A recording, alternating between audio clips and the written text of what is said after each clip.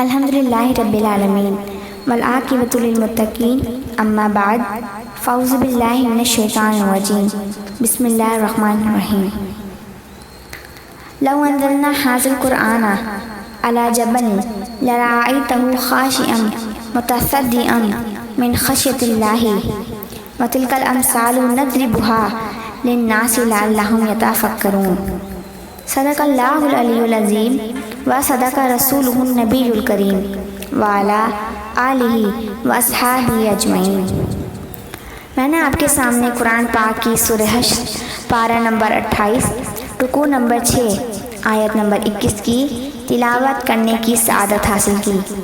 اللہ تبارک و تعالیٰ ارشاد فرماتا ہے، ترجمہ: اگر ہم یہ قرآن کسی پہاڑ پر نازل کر دیتے تو پہاڑ خشیت الہی سے کپکپاتا اور ریزہ ریزہ ہو جاتا۔ اور یہ مثالیں ہم لوگوں کے لیے بیان کرتے ہیں تاکہ وہ غور و فکر کریں۔ اسی آیت کی طرف اشارہ کرتے ہوئے کسی شاعر نے کیا خوب لکھا ہے، قرآن جس پہ اترا وہ سینہ نبی ہے، وہ سینہ نبی ہے، وہ سینہ نبی ہے۔ پربت پہ گر اترتا ہو جاتا ریزہ ریزہ، پربت پہ گر اترتا ہو جاتا ریزہ ریزہ، پر کس قدر توانا وہ سینہ نبی ہے۔ قرآن پاک کی عظمت کہاں کہاں سے بیان کروں، یہ بڑی مشکل بات ہے کہ اس کا ایک ایک لفظ اپنے اندر اتنی عظمتیں اور اتنی حکمتیں رکھتا ہے کہ بیان کرنا محال ہے، اور یہی قرآن کا سب سے بڑا معجزہ ہے۔ یہ کلام کرنے والا ہمارا رب اور ہم اس کے بندے، کلام جس سے کیا جا رہا ہے وہ میرے آقا و مولا ہیں اور ہم ان کے امتی۔ قرآن پاک کی یہی عظمت ہے۔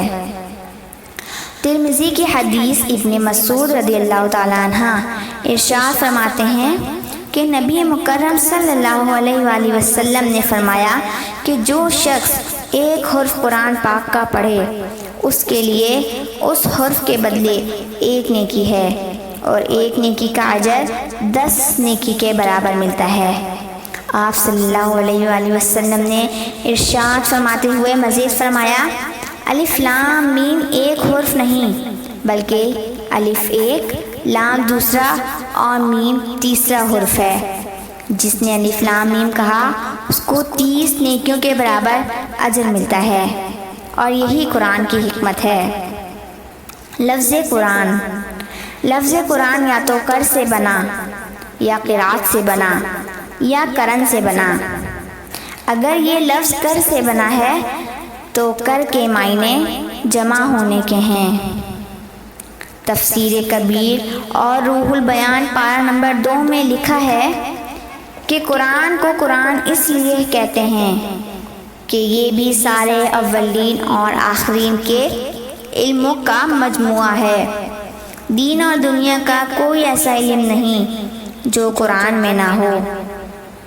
اس لیے حق تعالیٰ نے خود فرمایا کہ نزلنا علیک الکتاب تبیانا لکل شیء، نیز یہ صورتوں اور آیتوں کا مجموعہ ہے اور یہ تمام بکھرے ہوئوں کو جمع کرنے والا ہے۔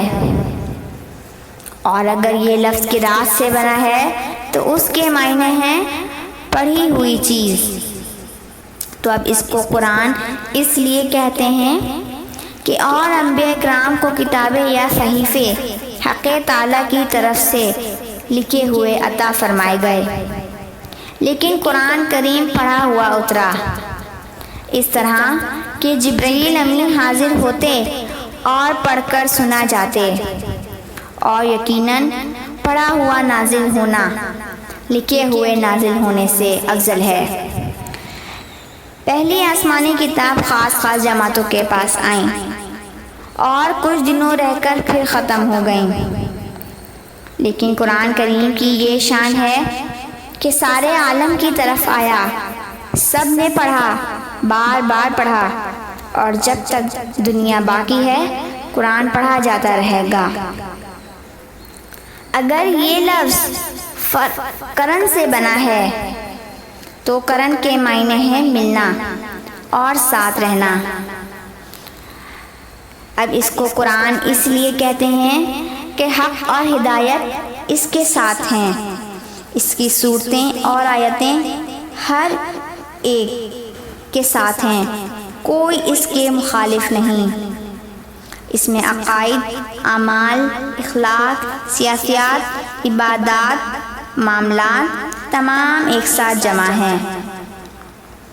قرآن پاک مسلمانوں کے ہر وقت ساتھ رہتا ہے، بچپن میں ساتھ، جوانی میں ساتھ، بڑھاپے میں ساتھ، پھر ہر جگہ ساتھ رہا، تخت پر ساتھ، تختے پر ساتھ، گھر میں ساتھ، مسجد میں ساتھ، آبادی میں ساتھ، غرض یہ کہ ہر حال میں ساتھ، مرتے وقت ساتھ کہ پڑھتے اور سنتے ہوئے مرے، قبر میں ساتھ۔ بعض صحابہ کرام کو ان کی وفات کے بعد قبر میں قرآن پاک پڑھتے ہوئے سنا گیا ہے۔ قرآن پاک کا دوسرا نام فرقان بھی ہے۔ یہ لفظ فرق سے بنا ہے، اس کے معنی ہیں فرق کرنے والی چیز۔ قرآن پاک کو فرقان اس لیے کہتے ہیں کہ حق و باطل، جھوٹ و سچ، مومن اور کافر میں فرق فرمانے والا۔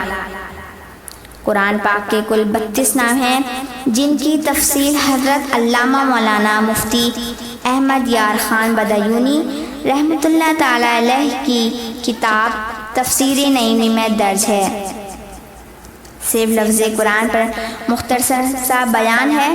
اللہ تبارک و تعالیٰ اپنی بارگاہ میں سے قبول فرمائے۔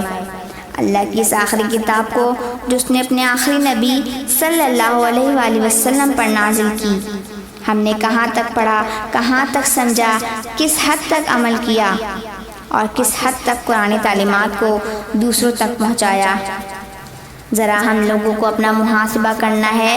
شاید کچھ کوتاہیاں سامنے آ سکیں اور ان کو دور کرنے کی کوئی سبیل بن سکے۔ اللہ تعالیٰ عمل کی توفیق عطا فرمائے۔ نبی مکرم میرے آقا و مولا حضرت محمد مصطفیٰ صلی اللہ علیہ وآلہ وسلم کا فرمان عالی شان ہے، خیرکم من تعلم القرآن وعلمہ، تم میں بہترین شخص وہ ہے جو قرآن پڑھے اور پڑھائے۔ اللہ تبارک و تعالیٰ سے دعا ہے کہ اللہ ہمارے والدین کے درجات بلند فرما، ہمارے والدین کا سایہ تا دیر صحت و سلامتی کے ساتھ ہم پر سایہ فگن فرما، آمین۔ وآخر دعوانا ان الحمد للہ رب العالمین، وصلی اللہ تعالی علی خیر خلقہ وآلہ واصحابہ اجمعین برحمتک یا ارحم الراحمین۔